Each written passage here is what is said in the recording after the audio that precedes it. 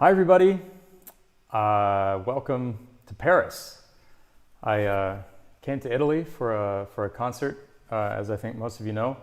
I played last week in Florence and did Natural Machines, and now I'm in Paris visiting visiting my father, but I also played a concert at the Sunside a couple days ago. Yeah, this is my first time live streaming from somewhere other than my apartment. So hope this works out. Thanks to you all for joining me. I hope you've been well. I guess it's been a couple weeks now. So Joyce Glasgow asks, are you repeating the Florence concert today? And the answer is, I'm not. I think, I goofed and put the title from last week on this live stream, but this is in fact live. I'm here. So hopefully this is all working okay. Let me know if it's not, and let me know if there's things wrong with the sound and all that. Jen Feinstein Detour says, no mass today, and that's because Jen actually came to my gig in Paris at the Sunside. It was pretty amazing to meet you in person, Jen. One of those moments when the digital and the physical worlds meet each other. Kind of eerie in some ways, but also kind of wonderful. Okay, so I don't have much prepared for today, but I did have one idea, which is that the great Sonny Rollins, one of the all-time great jazz improvisers, and obviously one of the greatest saxophonists of the 20th century, turned 90, I think today. So I thought I might start with a composition of his. This is a composition that I have been playing for years that he wrote. This is called Olio, and it's rhythm changes. Okay, here we go.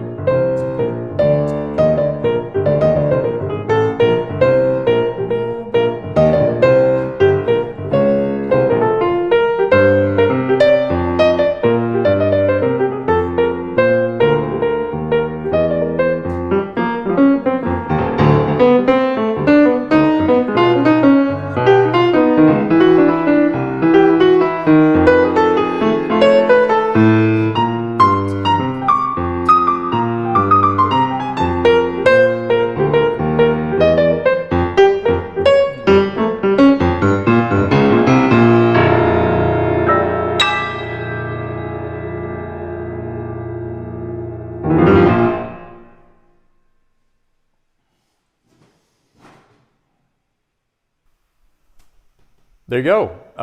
That was Oleo by Sonny Rollins. Is everything coming through okay?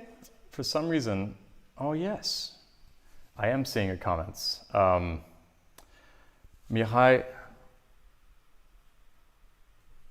Yordashe says, Oleo, happy birthday, Sonny Rollins. Yes, happy birthday, Sonny Rollins, and thank you for inspiring us for so many years. You know, if you think about Sonny Rollins versus one of his contemporaries, Charlie Parker, one of the big differences is simply that Charlie Parker, of course, you know, innovated hugely in terms of making bebop what it is and what it became. And I shouldn't even say that Sonny Rollins is really one of Charlie Parker's contemporaries, but you know, one of the torchbearers.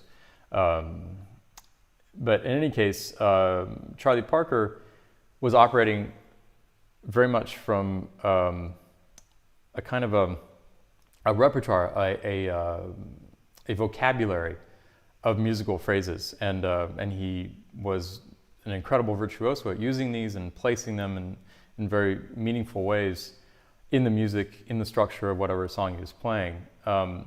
But Sonny Rollins' approach was really pretty different. I should say is pretty different, because he's not dead yet. He's still playing. Well, he's still alive, thankfully, but I don't think, he's not performing anymore, unfortunately. I think he's had some lung problems. In any case, Sonny Rollins is really operating from a motivic place. He's somebody who loves to take a musical idea, you know, a germ of a musical idea, and then move it around and kind of build a whole solo off of that, which is in some ways closer to what a composer like Bach would do, for example, taking a germ of an idea, or somebody like Beethoven also did that very much, taking a germ of an idea and using that as a building brick, as a building block, as a kind of a brick to build the edifice of a composition, or in Sonny Rollins' case, the edifice of a solo. Yeah, Frank Geyer says it's perfect. So great. Glad the sound is coming through well for you guys. What am I going to do now? I think I was thinking of another song by Sonny Rollins, and I actually can't remember the name of it, which is terrible. Hopefully somebody else will help me remember the name of it. But it's something I used to play when I was a teenager, and it's based off of Somewhere Over the Rainbow, I think, over the A section of Somewhere Over the Rainbow, and it goes like this. Let's see if I can remember this. It's something I haven't played in many years.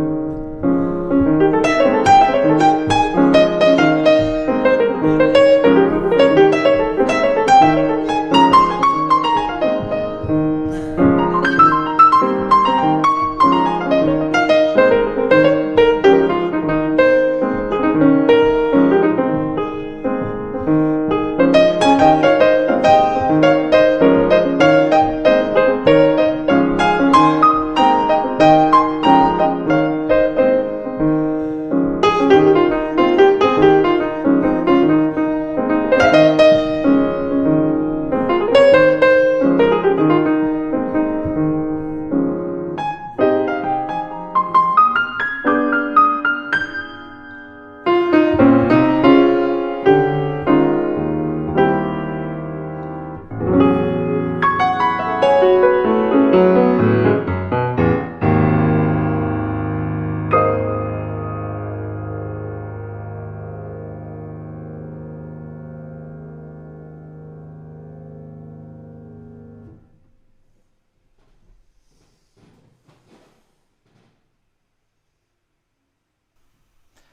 was fun to play. You know, one of the things I really love about Sonny Rollins is he is never afraid to just be fun. There's, okay, so let me give you an example. Years ago, Sonny played trio at Carnegie Hall with Roy Haynes and Christian McBride. And the whole first set was that trio. And then the second set was his Calypso band, because Sonny, you know, really values his roots in the Caribbean. And what I really love about Sonny is that combination, that dichotomy of being really into, you know, pushing the limits of jazz improvisation in all its complexity. I mean, you know, for example, there's some unbelievable up-tempo versions of rhythm changes, for example, that song Oleo I played first, that are kind of, you know, very thorny and not the easiest music ever to listen to. And then he'll also make this incredibly tuneful, joyful, much more approachable music, like the song I just played. Does anybody remember what that's called? Let's see. I don't see anybody with a comment of the title of that song. But in any case, you know, I just love how simple and straightforward it is, and I think there's something really special in Sonny's willingness to be just simple and joyful and tuneful. What are we going to do now? Let's see. Joyce Glasgow says, please tell us about your observations in your European travels during these different times. Yeah, okay, well, that's a great question. One thing, so I'm in Paris now, and before that I spent 5 days in Florence. And one thing I can say right away is things feel a lot more relaxed here. In New York, things feel pretty anxious to me, and rightly or wrongly, things here, it kind of feels like life is relatively normal, except that everyone everywhere is wearing a mask all the time. But, you know, like in Paris, everybody's hanging out outside in the cafes, and all the restaurants are open, and I think a lot of people are actually working in their offices, so things feel pretty normal, even though the masks are everywhere. In fact, there's a fine if you go out without a mask. I think you can get fined 170 euros or something like that.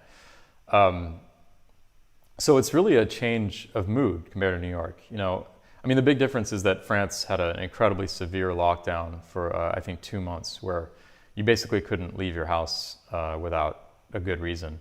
So people were just confined to their homes. And then when you know, when the rates of infection went way down, then they opened things up again. And that's where we are now. And actually right now, the rates of infection are starting to climb again. So hard to say what's going to happen now. Maybe they'll have to lock everything down again. Hard to say. Hello to Yoshiaki Okita. Hi, Okita-san, who's listening from Osaka in Japan, which is pretty amazing. Brian Sloss asks, what was the name of the song? Yeah, hopefully I'm going to remember it. It goes like this, for anybody just tuning in. It goes, Bop do ba do ba da ba da ba do be a da do ba dee, la ba do ba do be a, flee ba do ba do ba be. If anybody can remember the name of that song by Sonny Rollins, please post it in the comments. Otherwise, I'll tell you next week. Molly Shen says, glad it feels like life is carrying on there in Paris. Good to hear about mandated mask wearing. Sorry, cases are creeping back up. Yeah, I mean, I would say wearing masks is a pretty small price to pay if it allows life to continue relatively normally.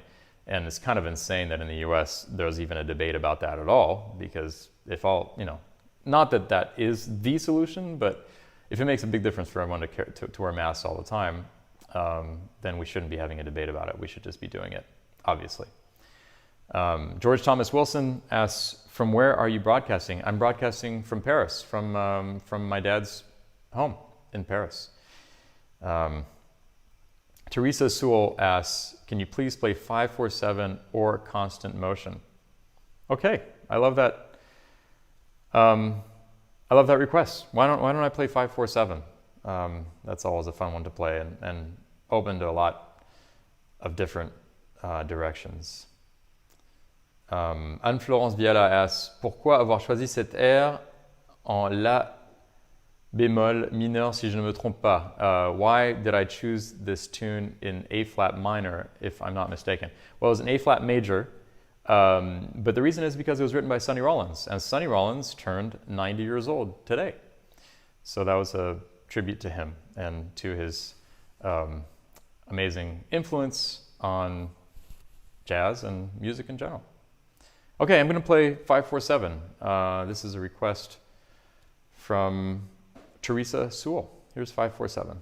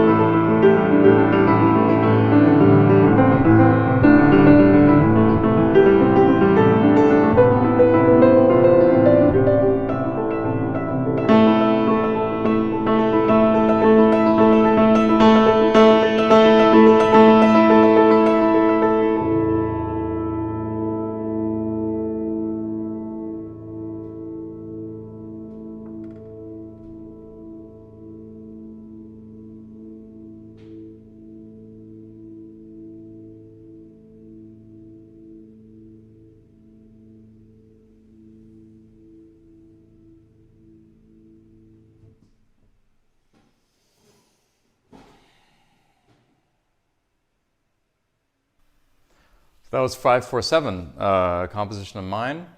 And thank you for that request. That was a request from Teresa Sewell. Mihai Yodash says, wasn't it Valse Hot? Exactly. Yes, the song by Sonny Rollins that I played to open this program was indeed Valse Hot. Thank you. Yeah. Let's see. I saw that right before I started playing this, there's another question about what's going on over here. Oh yeah, Silvano Raffo, whom I also got to meet. Silvano came to my concert in Florence, and actually Silvano has been making drawings for each one of the pieces I play on these live streams, and then posting them on Twitter and Facebook. And I think they're really amazing. They're incredibly unique and kind of evocative of the mood of the pieces. I really dig them. Anyway, we got to meet in Florence, and he actually gave me a couple of his drawings, which is super cool. He says, a couple of days ago, there were 1,500 negationists protesting without masks in Rome. So yay. So I guess those are people who don't believe that there's a pandemic and don't believe that we should wear masks. I don't really understand these people. They seem so worked up about wearing masks. I mean, it's not that big a deal. And the death rates don't lie. I mean, you know, if this were the biggest conspiracy in the world, there's no way that every country across the world would be posting far higher death rates over the last 6 months than over the same period of last year. I mean, in the U.S., we're over 200,000 more deaths in that period than we were a year ago. And remember, people are actually taking fewer risks than they do normally. They're not doing like extreme sports. They're not driving nearly as much. Driving deaths are apparently way down. So yeah, I don't really understand these negationists. I think these are people who just are in denial and are trying to find an outlet for their understandable frustration, because it is a tough time, but they're finding the wrong outlet. It's kind of, it's tough to see that happening. Jen Feinstein Detour says, singing with a mask is hard though. My choir hasn't figured that out yet. And you were impressive with your whistling Friday. Right, so in Paris, at the Sunside at my solo concert, I actually wore an N95 mask the entire time, and I did some free improvisation where I sang and whistled inside the N95 mask, and actually worked okay. It wasn't so bad. So, you know, I'm sure if you're like an opera singer needing to project a huge amount of air and everything, that probably wouldn't work. But for an amateur singer like me, it wasn't so bad. And to be honest, that's what made doing that gig feel acceptable to me. It was wearing that mask the whole time.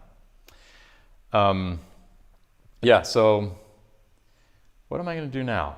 Anne-Florence Yala says transcendence. I guess you're referring to that composition of mine, 547. I'm glad you enjoyed that. Thank you. Molly Shen asks, Dan, does your dad play the piano too? Any chance the two of you could play together? Seems like such an amazing opportunity. Just thought I'd ask. My dad does not play the piano. My grandfather played the piano. My grandfather, Chuck Ruff, was a really good jazz pianist on the West Coast, and this was his piano. And when he died, my parents shipped it. Actually, took a very long time from Oregon to Paris. Frank Geyer asks, how did it feel to be with a live audience again? And I see and feel an energy today right now. Glad you feel it. I feel it too. It felt amazing to be with a live audience. A couple things I can say about that. So first of all, obviously there was something really special about being palpably in the same space again with people, even though it also felt a little bit risky. I mean, you know, there's certainly risk there, but everybody was wearing a mask, and I was wearing a mask, and I think, you know, to me it felt like an acceptable risk. So yeah, it felt really amazing to be in the same space with people and to hear applause and for us all to be, you know, just resonating together in the same space. But also what was really interesting is that by playing for you guys over the last 6 months, over and over again, I've kind of developed a completely different way of playing for people, or not so much of playing, but of interacting with my audience. Because, since I want you guys to really feel that this is live, I make a point of interacting, right? I love taking your requests. I love taking, even requests for like keys and time signatures and themes and things like that. And so I did that on this live gig at the Sunside. For the first time, I did a concert that was much more interactive than I usually would. And that was really fun. So I guess what I'm trying to say here is that it goes both ways. It's like, it's great to be back playing live for an audience, but I also see how much I've learned and grown from getting to play for you guys every week. Silvano Raffo says, a volcano erupting while it's raining. I feel like that's, again, maybe a description of what I just played. I love that image. Volcano erupting while it's raining. That's great. Steve Cantor says, Whistling Through a Mask is a great song title. And Mike Seitz asked for September song. That's a great request, Mike. And I'm going to get to that next week. I actually don't know September song, so I got to learn that. And I just got to Paris. I really haven't had time to learn a new song. So I'm going to do that, though. That's a great request. Daniele Prelong requests Bud Powell, Un Poco Loco. I do know Un Poco Loco, but it's been a really long time. I don't think I could play that right now, and that's a tough song. But you know what? I'll play something else by Bud Powell. I'll play Whale. You guys know Whale? That's like one of my favorite rhythm changes songs. It's rhythm changes in E flat. And I don't think I've ever played that on these live streams. So here we go. Here's Whale, W-A-I-L, by Bud Powell.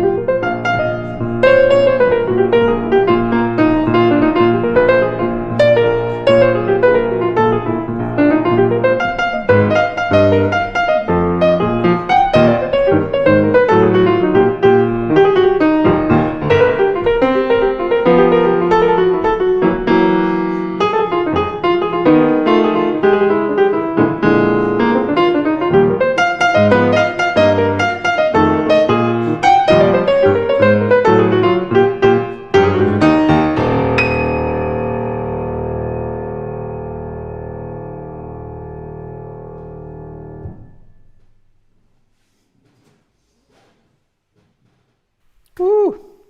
That was fun to play. Thanks for that. Thanks for that request. Thanks for that request for something by Bud Powell. Yeah, Joyce Glasgow posted, "We just lost Gary Peacock. Rest in peace." So I'm a little bit confused about this one because Jack DeJohnette posted on Twitter yesterday in memoriam of Gary Peacock, and then he deleted the post. And for a while, Annette Peacock then posted something saying that it seemed like it might actually have been a hoax that Gary had died. So for a while, it was pretty unclear, and I still haven't seen a definitive confirmation, but I guess it must be true, and it's really sad. And actually, it's personal to me because I played with Gary quite a bit. I played probably 4 or 5 duo concerts with Gary, and I've been listening to his music since I was a child. Ralph Towner, the great guitarist from the band Oregon, is actually an old family friend, and I got to see his duo with Gary Peacock when I was in my early teens. And that album, there's a duo album of Ralph Towner and Gary Peacock's called Oracle. That's just sublime. I think it's just a total masterpiece. Really, really worth reading. Okay, Jen Feinstein Detour linked to an NPR piece that confirms Gary Peacock's death.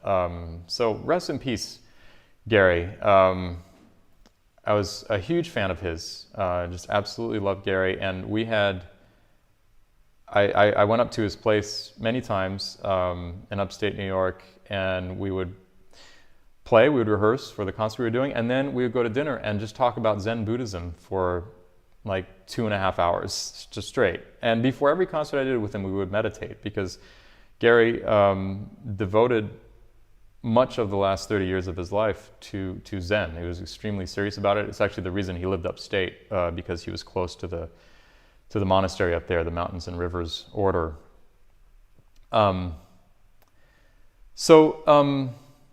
It's very sad for me to hear that he's left us. He was sick for actually many years, and I guess he has finally left us. But it's really wonderful that he was able to keep making music for so long. He was not only sick, he had been struggling with his health for a long time, but he also had advanced hearing loss, and I just couldn't understand how he was able to keep playing the way he was playing despite his hearing loss. It was pretty amazing. Joyce Glasgow asks, "Can you please play something from Oracle?" I never learned any of the songs on Oracle. They're very specific to that guitar and bass duo. But I think what I will do, one of my favorite things to do with Gary was free improvisation. I really love to play free with him. I actually recorded a bunch of what we did together, and someday I have to go through that and see if there's something that I could release. But I think what I'm going to do is play a free improvisation in honor of Gary Peacock. Here we go.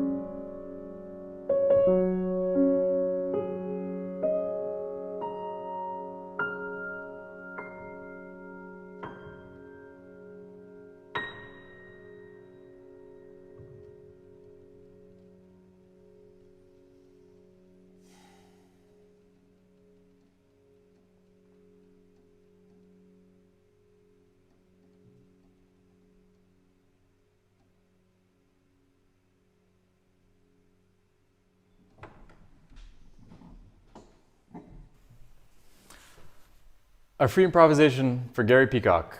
Yeah, I haven't really quite taken in that he's left us. It's really amazing the number of people who've left us recently, the number of greats, and also people that I personally played with, that I was personally deeply inspired by.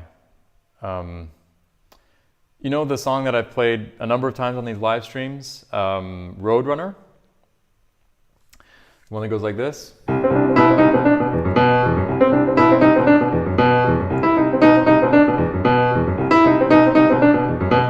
Believe it or not, Gary named that tune. I wrote that tune for Gary, and he played that bass line, and we played that on a couple gigs. We played that song. He played it in this amazing way. He just had some amazing groove, like and I didn't have a title for it when I brought it to him, and he was like, Roadrunner. That's called Roadrunner. Yeah, just like that, because he was a Zen master, and he was able to just, say what was on his mind and let it go. That reminds me of another song, actually, I wrote for him. And that, let's see. Right. Yeah, he named this one too. Yeah,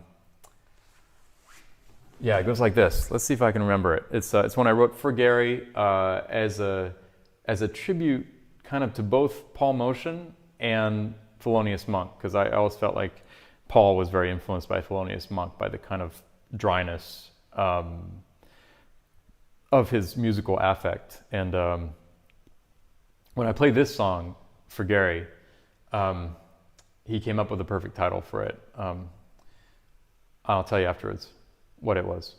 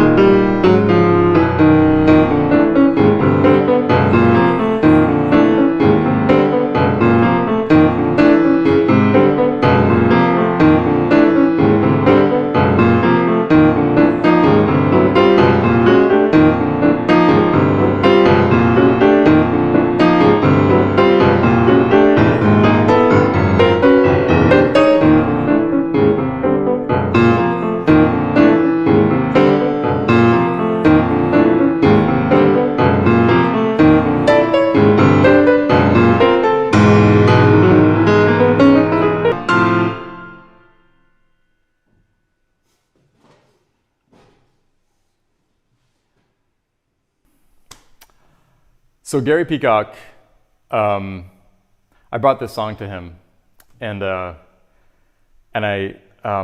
mentioned that it was for Paul, and actually this was while Paul was still alive, while Paul Motion was still alive, and Gary says, "Yeah, you know the thing about Paul is he just takes the sticks and plays, just takes the sticks and plays." And this, connects, of course, with this idea in Zen of kind of getting rid of the barriers between yourself and action. And that's something that you could very much see in Paul Motion. You could very much see it also in Lee Konitz, and very much see it in Gary Peacock. Although of the three, he was the only one who kind of took up the discipline formally of Zen. And so this song is called "He Just Takes." Let's see.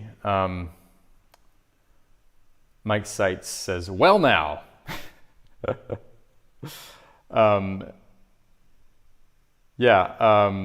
Joyce Glasgow says, "I could feel your memories of your personal experience with Gary Peacock, weaving a story through your moving improvisational tribute. Beautiful." Thank you, Joyce. I was definitely, in my free improvisation that preceded this last piece, I was definitely really thinking a lot about Gary, because those are some really important and formative memories for me, getting to play with Gary. We actually recorded together too, although that never came out. Frank Geyer says, "Hearing a lot more vocalizing today." Yeah, that's probably because the piano is actually open rather than normally in my apartment in Brooklyn. I closed the piano because there's a lot of street noise, but here it's open, and as a result, the mics are picking up the sound of my voice more than they would normally. I have something to announce. I'm going to do another ticketed live stream concert, and it's going to be with the great Ben Wendell. Ben Wendell is one of my favorite musicians. We have a duo record we made in 2013 called Small Constructions, and it's the record itself is a combination of compositions of ours and also our reworkings of standards, and some classical pieces. But we've also done a ton of touring together. We've done, I don't know how many, but it's got to be well into the 30 gigs or more that we've done together. And he's a dear friend of mine. And so we're going to play a ticketed live stream concert together. And the reason I'm playing with him, aside from the fact that I love his playing, is that he happens to be passing through Paris right now. And as you know, to do these duo concerts that I've been doing on these live streams, I'm using a technology called Jack Trip, and it's a way of playing in real time with somebody through the internet, but that person needs to be physically pretty close, within 100 miles, shall we say. So, Ben Wendell, Jen Feinson Detour asked if he plays sax. Yeah, Ben Wendell plays sax, and he also plays bassoon, actually, and is an amazing composer. So it's going to be on September 12th. The link isn't up yet to buy tickets, but I'm going to do that as soon as I get offline here. So, within 15 minutes of the end of this, you can go to dantepfer.com/tix, TIX, and get some tickets. They're $5 for this concert, and it'll be on September 12th. I'll also obviously announce it again on here, but that should be really fun because Ben is an absolutely extraordinary musician, and we have this long history together. Okay, guys. Well, I think it's about time to wrap this up. It's been really fun reconnecting with you. My first time connecting with you from a different location. I wanted to thank you, by the way, for tuning in last week when I replayed the live recording of that concert I gave in Florence. I could see that a bunch of you tuned in, and I really appreciate it. Levana Mizrahi says, "Yes, wonderful you're playing with him again. You played at the Atelier a few years ago." Yeah, that's right. Joyce Glasgow says, I hope he plays bassoon. Yeah, I don't know if he has it with him. So I'll see. If he does, I'll ask him if he'll play, because it's pretty special to hear somebody who can improvise that well play bassoon. It's just like something you never hear the rest of the time. So what should I play to finish today? Do you guys have any requests? Let me know. Mike Seitz says, what gets me with you is your incredible fluency with the keyboard and with a wide palette of modes and harmony. Well, thanks, Mike. Yeah. Harmony and modes are very important to me. I would say that I used to think modes were the most important. And it's in the last 5 to 10 years that I've really started to understand harmony much better and realize that modes are really kind of, modes are very important too. I don't want to say either or, but it's definitely about both simultaneously. Joyce Glasgow asked for another improvisation. Marilia Vitito Reese, hi Marilia, asks for more of your compositions. Ken Hellman asked for a ballad. Okay, lots of different requests here. Let me think here for a second. I think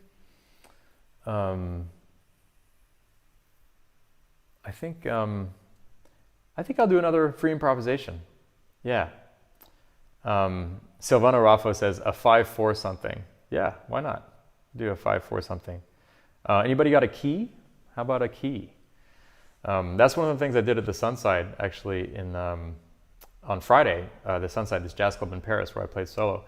I requested keys and time signatures from people and then did free improvisations. So let's do that again to close this. Mike Seitz says, would be a very busy thumb playing jazz improv on a bassoon. Yeah, bassoon is totally insane in terms of fingerings. It's one of the oldest instruments and it's crazy. It's impossible to play. So yeah, I'm sure you're right that Ben Wendell, when he plays bassoon, is constantly shifting his thumb around. Marilia Vitito Reese says E flat. And Teresa Sewell says major. So I'll grab the major from Teresa and the E flat from Marilia and the 5/4 from Silvana Raffo, and I'll play something in E flat major in 5/4. And here we go. Thanks again for being here today, you guys.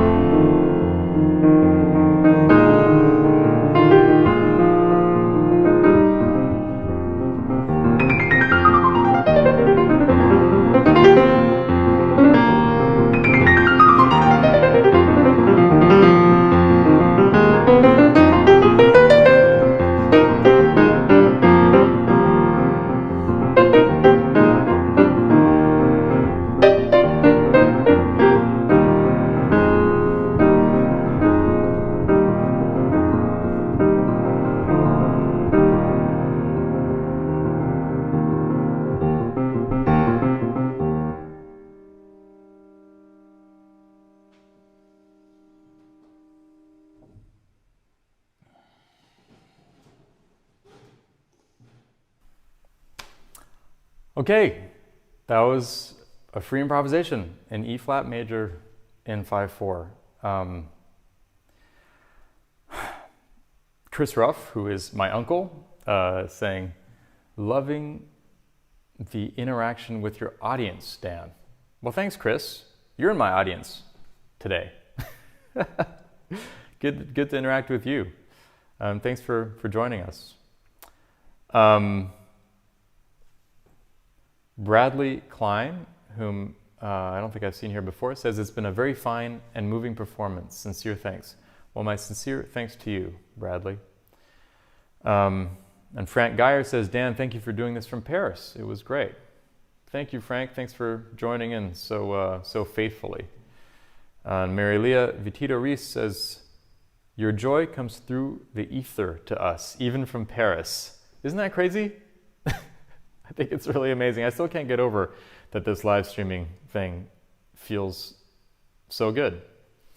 She says, so happy about the mic picking you up. Gorgeous floor helps too, no doubt. Yeah, I don't know how I feel about the mic picking up my voice more than usual, but I'll listen to the recording, and if I don't like it, I'll close the piano next week. Anyway, Joyce Glasgow says, another exciting idea-filled improvisation to end today's performance. Thank you, Dan, as always. Well, thank you, Joyce. And Silvana Raffo says, good to have tired hands in Monday evening again. That's awesome. So I assume that means, Silvano, that you've made drawings of today again. I really look forward to seeing those. David Shine, who is my cousin, says, so glad I caught this. I can feel the lightness coming from you being out of New York City. You know, it's true. There definitely is a lightness here. I feel super lucky because I have double nationality. I have French nationality in addition to American. I feel super lucky to have been able to come here. And I miss being home. I miss New York. But it's true that there is a much less gloomy feeling over here. And it's pretty refreshing. It's almost bewildering in a way. It's almost possible to forget for an instant that we're in the middle of this pandemic. So yeah, there is a little bit more light here. But thinking very much of all of you who are in the U.S. And thinking of all of you who are all over the world. Thanks so much for tuning in today. And I'll be back on Saturday, the 12th of September, duo with Ben Wendell for this very special ticketed live stream. I'll have the link up to buy tickets to that right after the end of this live stream. Again, it's at dantepfer.com/TIX. And I look forward to seeing you there. And I'll also be back next Monday. Monday a week from now, which I guess is the 14th, for another live stream, because I really love doing this with you guys, and I think it's really important to my well-being to keep performing and keep connecting with you guys. All right, you guys. Paul Donnelly says, speaking of mics, your streaming setup is pretty awesome. The sound quality is fantastic. Can you share what mic you use? Yeah, I'm using a couple DPAs. They're these DPAs they're these mics, little Omni mics that DPA makes for pianos. Actually, I don't think they're even Omnis. I think they're cardioids. But they're great. They're tiny, and they really do a great job. It also helps to get your piano tuned before you play, and to have a nice piano. This is a Yamaha C3 that belonged to my grandfather, as I mentioned earlier in the stream.